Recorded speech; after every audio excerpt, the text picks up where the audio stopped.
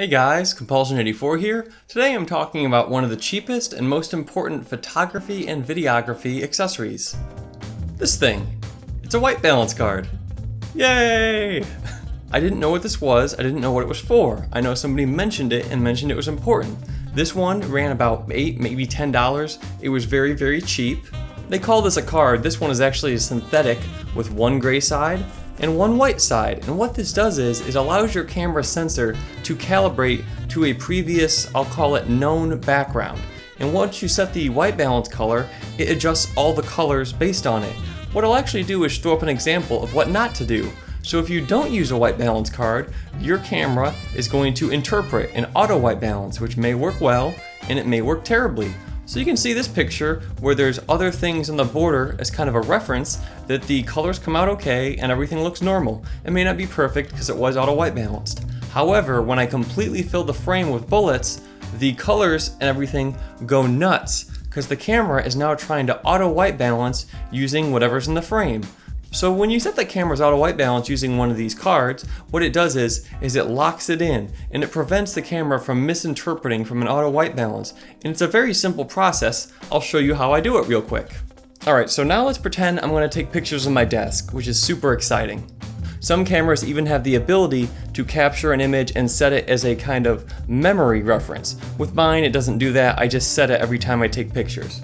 So what I do is I go to the white balance function on my camera, which I have set right here on a function button. You can currently see how it's set on auto white balance. Now I go down to the custom setup or set custom white balance, which I go here. And now I simply hold up my card where I'm going to be taking images of. And for the sake of laziness, we'll just say I'm going to do that right here. So I hit the button to gauge it. My camera now takes an image, and it is reading 5500 Kelvin, and that is with a combination of daylight, real daylight, and 2 daylight bulbs in the room. That's all you do. It takes about 5 seconds, maybe 10, and now my camera is calibrated to read the light in the room and match the colors perfectly. And this is, again, a really simple thing. So now that I know to do this, because I didn't do it on a lot of footage or realize how important it was, I do that before I take pictures or start a video. So behind this camera is actually a window. So if there's a dramatic change in like the sun or clouds or weather or something like that, I'll maybe stop my video if it's significant enough, or I'll just, reset it before I take pictures.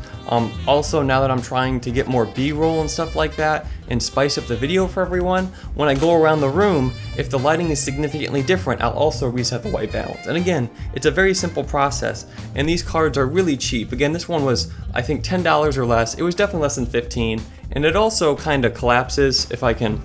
Well, I don't know how to do it, but I think I did it.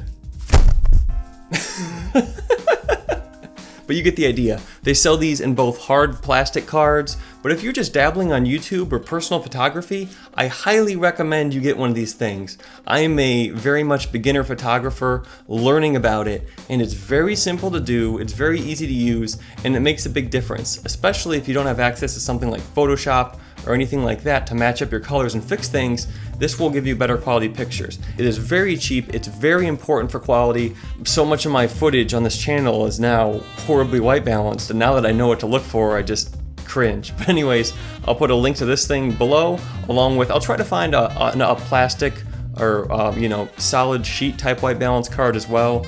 There's tons of them. If you decide to pick one up, please use my Amazon affiliate link since it supports the channel. That's about all I can say for this synthetic card with a springy metal bit that's gray on one side and white on the other.